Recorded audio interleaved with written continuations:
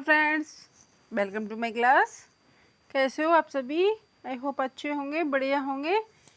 चलिए आज हम डिस्कस करने वाले हैं इंडिया जीके के क्वेश्चंस हैं जो कि एग्ज़ाम में काफ़ी बार पूछे गए हैं। तो फ्रेंड्स, चैनल पर नए हैं तो चैनल को सब्सक्राइब कीजिए, वीडियो को लाइक कीजिए, कमेंट कीजिए और बिना स्किप किए पूरा वॉच कीजिए ताकि आप अपने हर क्वेश्चन को सॉल्व कर सकें। स्टार्ट करते हैं आज की क्लास। पहला क्वेश्चन देखते हैं, नर्मदा नदी का उद्गम स्थल कहाँ है? अमरकंटक की पहाड़ियाँ, हिमालय की पहाड़ियाँ, तिब्बत की पहाड़ियाँ या दक्षिण की पहाड़ियाँ? तो जो नर्मदा नदी है ये अमरकंटक की पहाड़ियों से निकलती है और इसको क्या कहा जाता है? ये भगवान शिव के पसीने से निकली हुई है, इसीलिए ये जो सिर्फ एक ऐसी नदी है जिसके जो कंकड़ होते हैं वो भी पूजे जाते हैं। तो यह जो नदी है नर्मदा नदी, ये शिव जी के चरणों से होकर के बहती है और ये है कहाँ पर है, कहाँ से निकली है? अमरकंटक की पहाड़ियाँ कहाँ पर हैं? एमपी यानी कि मध्य प्रदेश में। अगला क्वेश्चन देखते हैं, भारत का बोस्टन किसे कहा जाता है? कर्नाटक को, अहमदाबाद को, रांची को या मुंबई को? तो देखिए भारत का जो बोस्टन है वो अहमदाबाद को कहा जाता है। अगला क्वेश्चन देखते हैं, ट्रांसजेनिक फसलों की सबसे बड़ा उत्पादक देश कौन सा है? अमेरिका, चीन, ब्राज़ील या जापान? तो जो ट्रांसजेनिक जो फसलें हैं वो सबसे ज़्यादा यूएसए में होती हैं। संयुक्त राज्य अमेरिका, यूएसए में सबसे ज़्यादा होती हैं। इसके बाद में कहाँ होती हैं? ब्राज़ील में। अगला क्वेश्चन देखते हैं, रजत क्रांति का संबंध किससे है? मछली पालन से, अंडा और मुर्गी पालन से, दुग्ध उत्पादन से या फल उत्पादन से? तो जो रजत क्रांति है वो अंडा और मुर्गी पालन से संबंधित है। अगला क्वेश्चन देखते हैं, गुजरात के बाद किस राज्य की तट रेखा सबसे लंबी है? केरल, तमिलनाडु, आंध्र प्रदेश या वेस्ट बंगाल? तो गुजरात के बाद में ऐसा कौन सा राज्य है जिसकी तट रेखा सबसे लंबी है? तो वो हो जाएगा हमारा तमिलनाडु। अब ये वर्तमान के आंकड़े हैं, वर्तमान के आंकड़ों के अनुसार सबसे पहले क्या है? गुजरात राज्य है जिसकी जो सीमा है प्रेजेंट में सबसे लंबी है। 2024 के आंकड़ों के अनुसार कितनी है? 2324 किलोमीटर है। उसके बाद तमिलनाडु की है, तमिलनाडु की कितनी है? 1068। और इसके बाद में है आंध्र प्रदेश की।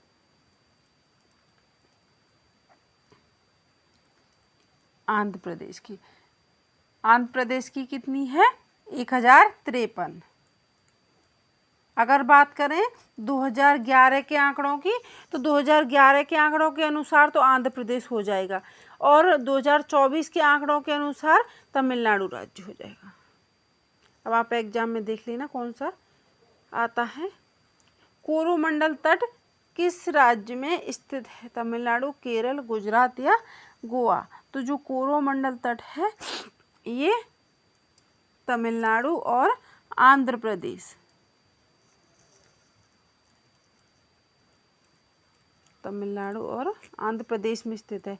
ये तट हो गया, यहाँ तमिलनाडु है, यहाँ आंध्र प्रदेश है, यहाँ उड़ीसा है, यहाँ वेस्ट बंगाल है। तो तमिलनाडु और आंध्र प्रदेश का जो तट है इसको कोरोमंडल तट के नाम से जाना जाता है। मालाबार तट कहाँ का है? मालाबार तट कहाँ का है? केरल का। अगर बात है कोकण तट कहाँ का है?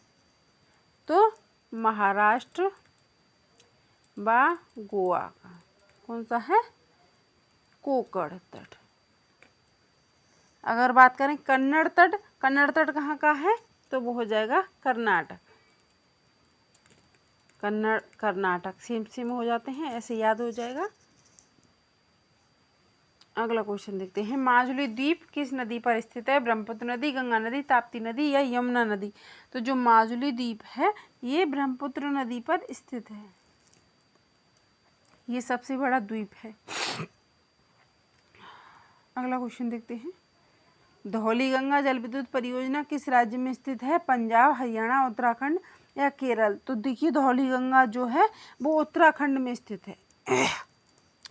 और यह उत्तराखंड का जो एक जिला है पिथौरागढ़, पिथौरागढ़ जिले में जो धौली गंगा है, ये धौली गंगा जल विद्युत परियोजना बनी हुई है धौली गंगा नदी पर। और ये कितने मेगावाट की है? तो 280 मेगावाट की है। धौली गंगा जल विद्युत परियोजना किस राज्य में है? उत्तराखंड में। किस जिले में है? पिथौरागढ़ जिले में है। कितने मेगावाट की है? 280 मेगावाट की है। अगला देखिए, सर्वाधिक गेहूं उत्पादन करने वाला राज्य कौन सा है? उत्तर प्रदेश, वेस्ट बंगाल, बिहार या पंजाब? तो सर्वाधिक जो गेहूं का उत्पादन करने वाला राज्य है वो हमारा कौन सा हो जाएगा? उत्तर प्रदेश हो जाएगा। Option number A. अगला क्वेश्चन देखते हैं, मयूराक्षी नहर किस राज्य में स्थित है? उड़ीसा, कर्नाटक, तेलंगाना या पश्चिम बंगाल? तो जो मयूराक्षी नहर है ये कहाँ पर स्थित है? वेस्ट बंगाल। और ये झारखंड से निकल करके वेस्ट बंगाल में प्रवेश करती है और किस नदी में मिल जाती है? हुगली नदी में मिलती है। अगला क्वेश्चन देखते हैं, भारत के अंतिम गवर्नर जनरल और प्रथम वायसराय कौन थे?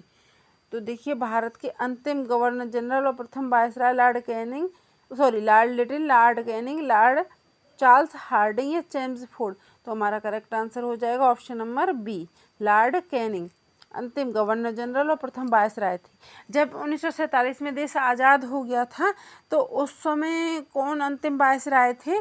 स्वतंत्र भारत के पहले गवर्नर जनरल कौन थे? तो लॉर्ड माउंटबेटन।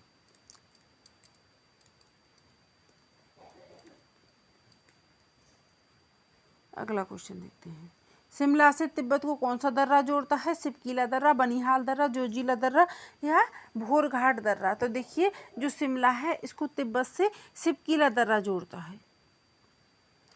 शिमला से सिपकीला ऐसे करके याद रख लीजिए इसको,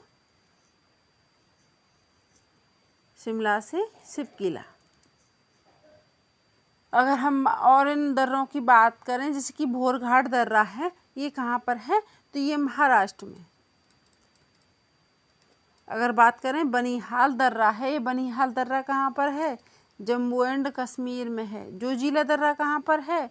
तो ये जोजिला दर्रा लद्दाख क्षेत्र में है। अगला क्वेश्चन देखते हैं, भारतीय संविधान के मौलिक कर्तव्य किस देश से लिए गए हैं? तो देखिए सोवियत संघ, जापान, रूस, अमेरिका। तो हमारा आंसर हो जाएगा ऑप्शन नंबर ए। जो भारत के मौलिक कर्तव्य हैं ये कहाँ से लिए गए हैं? सोवियत संघ से, यानी कि जो सोवियत संघ है यहाँ से लिए गए हैं मौलिक कर्तव्य। और इनको किसके तहत जोड़ा गया था? तो 42वां संविधान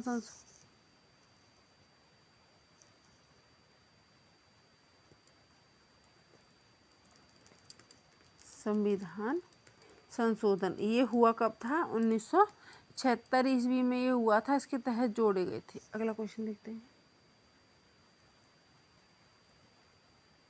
वित्तीय आपात किस अनुच्छेद में वर्णित है? 350, 340, 360 या 370? तो जो वित्तीय आपात है ये 360 में वर्णित है। इसके तहत अगर कोई भी आपातकालीन स्थिति पैदा होती है तो राष्ट्रपति महोदय के द्वारा आपातकाल घोषित किया जाता है देश में। 370 धारा कहाँ लगाई गई थी? जम्मू कश्मीर में, अब जो कि फिलहाल में हटा दी गई है 2019 में। अगला क्वेश्चन देखिए, भारतीय संविधान की 9वीं अनुसूची में किस वर्ष भारतीय संविधान की 9वीं अनुसूची को किस वर्ष जोड़ा गया था? 1950, 1951, 1952 या 1953? तो हमारा करेक्ट आंसर हो जाएगा 1951 ईस्वी में 9वीं अनुसूची को जोड़ा गया था।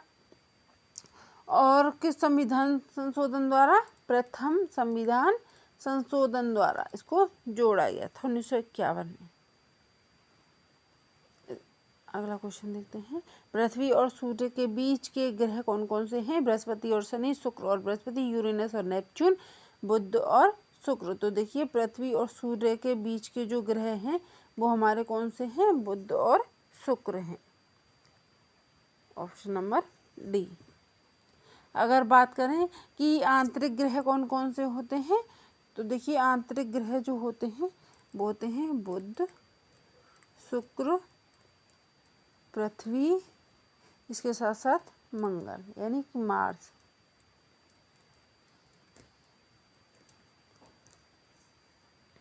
अगला क्वेश्चन देखते हैं। संविधान में कितने मूल कर्तव्यों का उल्लेख किया गया है? 10, 11, 9, 8। तो हमारे संविधान में कुल 11 मूल कर्तव्यों का उल्लेख किया गया है। जब हमारा जो संविधान संशोधन था उसमें संविधान संशोधन हुआ था, उसके तहत भाग 4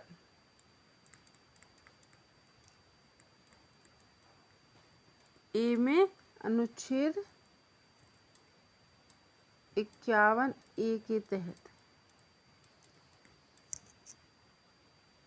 और ये 51A के तहत तो 10 मूल कर्तव्य जोड़े गए थे। इसके बाद में जो नया संविधान संशोधन हुआ था 86वां संविधान संशोधन, ये कब हुआ था? 2002 में। इसके तहत 1 जोड़ा गया था।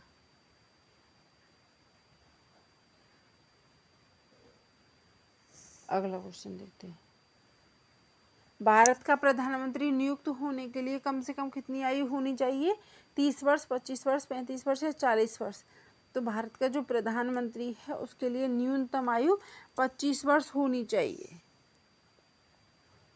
अगला देखिए, ओंग जनजाति जो कि विलुप्त होती जा रही है, भारत के किस क्षेत्र में निवास करती है? लक्षद्वीप, निकोबार, अंडमान द्वीप या हिंद महासागर? तो जो ओंग जनजाति है ये अंडमान द्वीप पर निवास करती है और ये पारंपरिक रूप से क्या करते हैं? संग्राहक या फिर शिकारी होते हैं और इसके साथ साथ मछुआरे जो कि मछली पालन करते हैं। तो ये जनजाति यहाँ पर पाई जाती है, ओंग जनजाति। अगला क्वेश्चन देखिए, रात्रि के समय दिखाई देने वाला सबसे चमकीला ग्रह कौन सा है? शुक्र, बुध, पृथ्वी या फिर मंगल? तो देखिए सबसे जो चमकीला ग्रह है वो हमारा कौन सा हो जाएगा? Option number A. शुक्र ग्रह को क्या कहा जाता है? सबसे चमकीला ग्रह कहा जाता है। इसको भोर का तारा कहा जाता है, इसको सांझ का तारा कहा जाता है और इसको पृथ्वी की जुड़वा बहन कहा जाता है और सबसे चमकीला तारा कहा जाता है। तो फ्रेंड्स ये थे हमारे आज के क्वेश्चन। आई होप आपको हमारी क्लास पसंद आई होगी। तो वीडियो को लाइक कीजिए, कमेंट कीजिए, शेयर कीजिए, सब्सक्राइब कीजिए। मिलते हैं नेक्स्ट क्लास में, तब तक के लिए thanks for watching this class. Thank you, धन्यवाद।